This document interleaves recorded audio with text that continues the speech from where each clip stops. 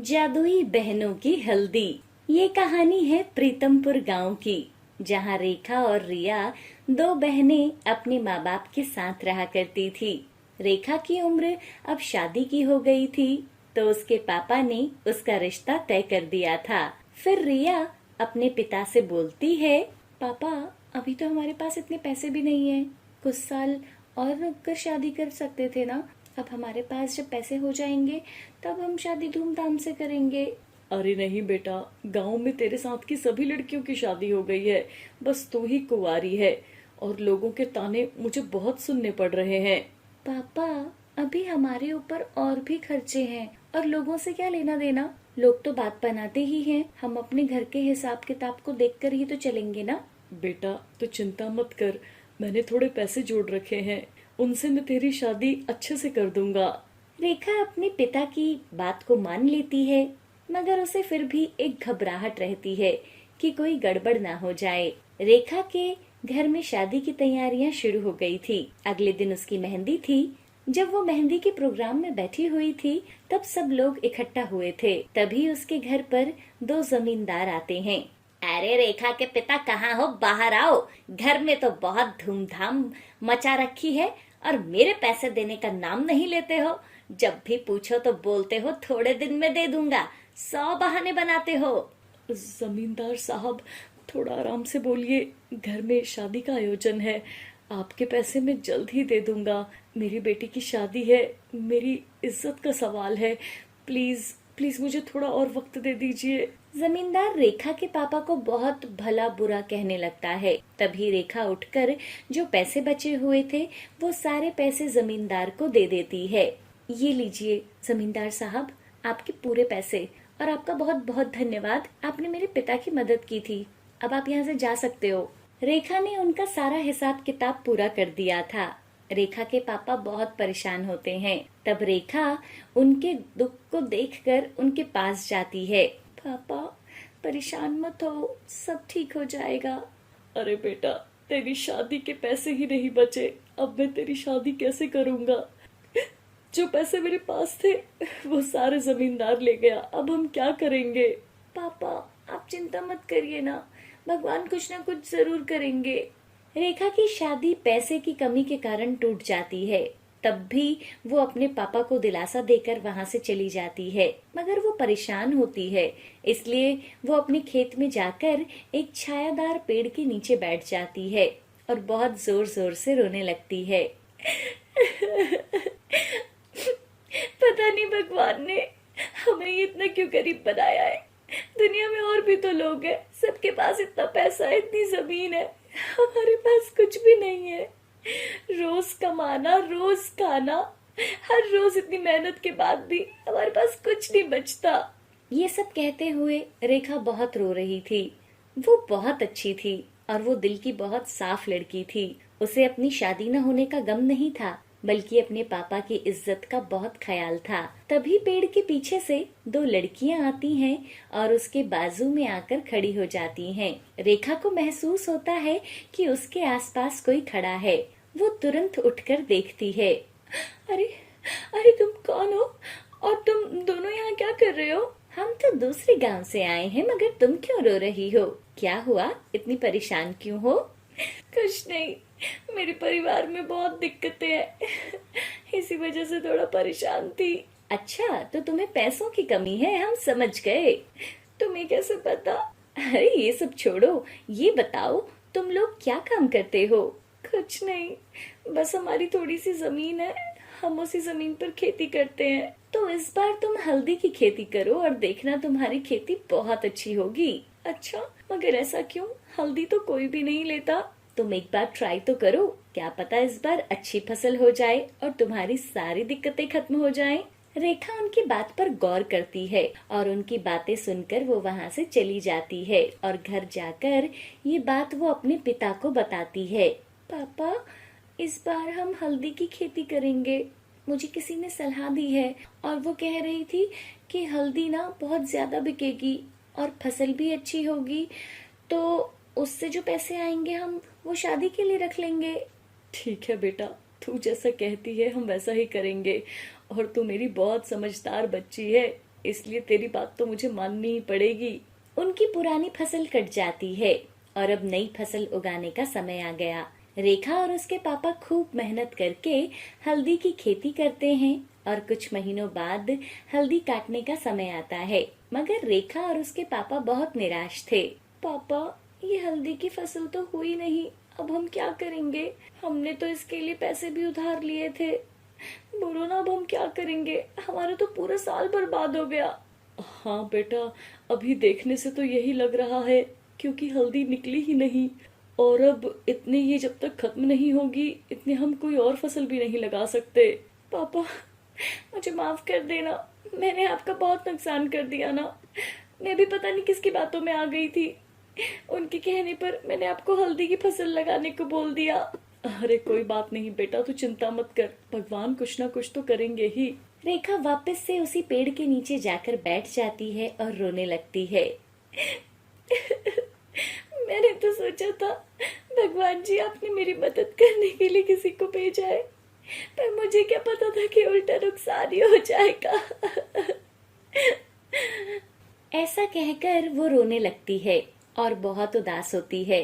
वो दोनों लड़कियां फिर से पेड़ के पास आती हैं और रेखा के पास आकर खड़ी होती हैं। अरे, तुम फिर से क्यों रो रही हो? अब क्या हुआ? कुछ नहीं, मैं अपनी किस्मत पर रो रही हूँ। मेरी किस्मत खराब थी जो मैंने किसी अनजान की बात सुन ली और अपने खेत में हल्दी लगा दी। क्या हुआ? हल्दी नहीं लगी क्या? नहीं हुई, और तुम्हारी वजह से मेरा बहुत नुकसान हो गया। मैंने हल्दी लगाने के लिए पैसे भी उधार लिए थे। अब हम पूरे साल क्या खाएंगे, क्या काम करेंगे, बोलो? तुम चिंता मत करो, एक बार फिर जाकर अपने खेत में देखो, क्या पता अब हल्दी लग गई हो। हाँ, मैं ना अभी अभी वहीं से आई हूँ, ठीक है? और इतनी जल्दी कोई जादू थोड़ी ना है जो अचानक से वहां पे हल्दी हो जाएगी। एक बार जाकर तो देखो, क्या पता जादू ही हो। रेखा उनकी बात मानकर दोबारा खेत में जाती है। वहां जाकर वो देखकर हैरान थी कि पूरा खेत पीला हो चुका था। हल्दी की खुशबू हर तरफ से आ रही थी। उसकी आंख चकाचौंध हो जाती हैं ये सब देखकर।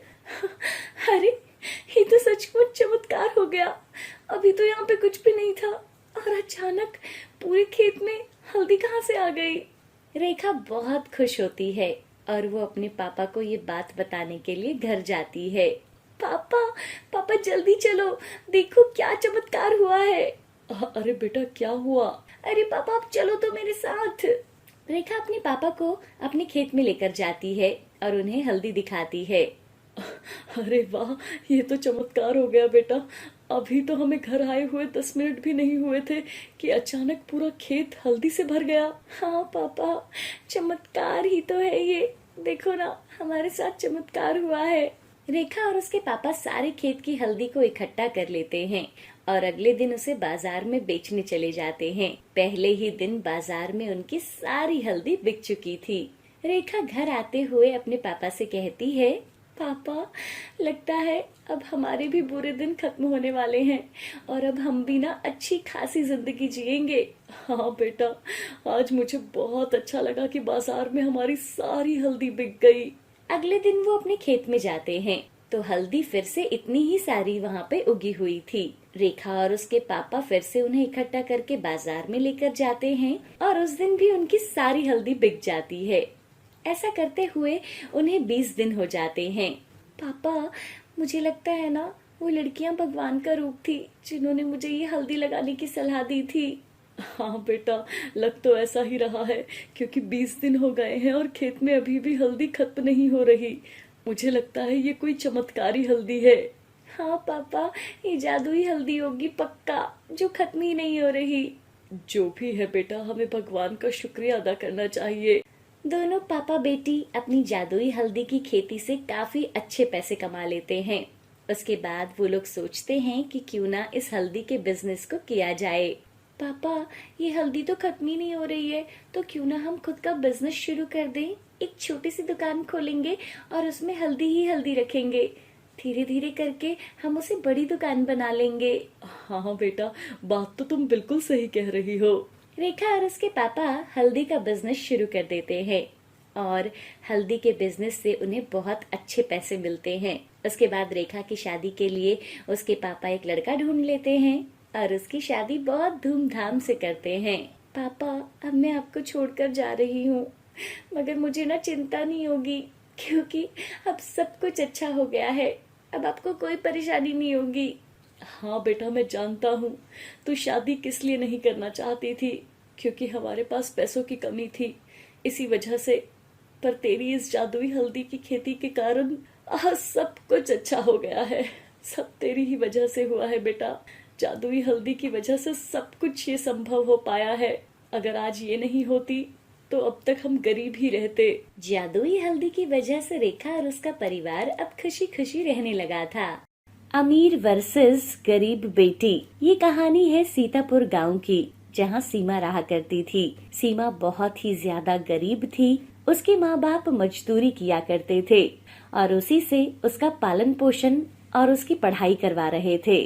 अब सीमा 5वीं क्लास पास कर चुकी थी, इसलिए अब उसे बड़े स्कूल में डालने का समय था। एक दिन उसकी माँ बोलती है, अजी सुनते हो, सीमा ने ना 5वीं पास कर ली है। अब हमें उसे अच्छे स्कूल में डालना पड़ेगा, नहीं तो वो भी हमारी तरह यही काम करती रह जाएगी। हाँ, तुम सही कह रही हो। मैं कुछ जुगाड़ करता हूँ, मैं अपनी बच्ची को अच्छे स्कूल में पढ़ाऊंगा। सीमा उनकी ये बात सुनती रहती है और वो मन में सोचती है, मेरे पापा मेरे लिए कितना कुछ सोच रहे हैं। मैं उनका नाम कभी नीचे नहीं डुबाऊंगी, हमेशा ऊंचा ही रखूंगी और उन्हें जिंदगी में सारी खुशियां दूंगी और मैं अपनी पूरी जिंदगी लगा दूंगी उन्हें अच्छी जिंदगी देने के लिए।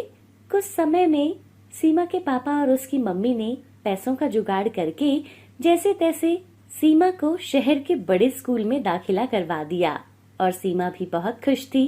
सीमा का स्कूल में पहला दिन था। वो क्लास में जाकर बैठती है और बोलती है, ये सब बच्चे तो बहुत ही बड़े बड़े घर से लगते हैं, इनके बीच मेरा क्या होगा। सब बच्चे बहुत अलग अलग जगह से थे। सीमा सबसे बात करने की कोशिश करती है, मगर कोई उससे बात नहीं करता। उसे अपने जैसा कोई नहीं दिख रहा था। वो अकेले ही पहली सीट पर आकर बैठ जाती है। उसके बराबर में एक बहुत सुंदर लड़की आकर बैठ जाती है, जो उससे बोलती है, तुम्हारा नाम क्या है? मेरा नाम सीमा है, तुम अपना नाम बताओ। मैं प्रिया हूँ। वो दोनों आपस में बात कर रहे होते हैं। इतने में टीचर सब बच्चों का इंट्रोडक्शन लेना शुरू कर देती है। सीमा को नहीं पता था कि प्रिया कहाँ से आती है और उसके घर वाले क्या करते हैं। वो ये सवाल पूछने ही वाली थी, इतने में प्रिया की बारी आ जाती है। प्रिया, तुम अपने बारे में बताओ। मैं प्रिया हूँ और मेरे पापा शहर के बहुत बड़े ज्वेलर्स हैं और मैं उनकी इकलौती बेटी हूँ। सीमा मन ही मन सोचती है, अरे बाप रे, ये इतनी अमीर है और ये मेरे पास आकर क्यों बैठ गई। सीमा, अब तुम अपने बारे में बताओ। मैं सीतापुर गांव से आई हूँ और मेरे मम्मी पापा खेत में काम करते हैं। हमारी छोटी सी जमीन है और 2 भेड़ बकरी है। सीमा की ये बात सुनकर सभी बच्चे उस पर जोर जोर से हंसने लगते हैं। अरे ये गवार कहाँ से आ गई यहाँ पर? ये हम लोगों के बीच इतने बड़े और महंगे स्कूल में कैसे पढ़ पाएगी? सीमा को ये बात बिल्कुल अच्छी नहीं लगती। वो सीट पर बैठकर रोने लगती है। सीमा, तुम मत रो, देखो मैं इन्हें अभी सबक सिखाती हूँ। प्रिया को बहुत गुस्सा आता है और वो टेबल पर हाथ पटक कर एकदम से खड़ी होती है। इस स्कूल में ये कहीं नहीं लिखा कि कौन से स्कूल में कौन पढ़ सकता है और कौन नहीं, और कौन गरीब है कौन अमीर। पढ़ाई पर सबका बराबर का हक है और इसमें कुछ काबिलियत होगी तभी ये इतने बड़े स्कूल में इसको एडमिशन मिल गया, न कि तुम लोगों की तरह डोनेशन के पैसे भरकर यहाँ पर आई है। और आइंदा से सीमा को किसी ने कुछ कहा तो समझ लेना वो मुझसे कह रहा है और तुम्हें मेरा तो पता ही है। फिर सीमा प्रिया से कहती है, कोई बात नहीं प्रिया, ऐसे तो लोग कहते ही रहते हैं। लोग आजकल अमीर गरीब का सबसे बड़ा फर्क मानते हैं, उनकी काबिलियत को नहीं देखते। नहीं सीमा, लोगों की ये सोच गलत है। हम सब इंसान हैं और हम सबको ही भगवान ने भेजा है। उन्होंने कोई भेदभाव नहीं करा तो हम क्यों करें। प्रिया की ऐसी सोच देखकर सीमा बहुत खुश थी। और उसे लगा कि दुनिया में सभी लोग बुरे नहीं होते, कुछ लोग अच्छे भी होते हैं जो गरीबों की मदद करते हैं और उन्हें अपने जैसा मानते हैं। सीमा और प्रिया की दोस्ती बहुत ही ज्यादा गहरी हो गई थी। सीमा प्रिया की पढ़ाई में मदद किया करती थी और प्रिया सीमा के साथ रहती थी। वो सीमा के लिए कुछ न कुछ गिफ्ट लाती रहा करती थी। अरे प्रिया, तुम मुझे क्यों ये इतना सब कुछ देती रहती हो? मैं तो तुम्हें कुछ भी नहीं दे पाती। तुम ना मुझे गिफ्ट देना बंद कर दो।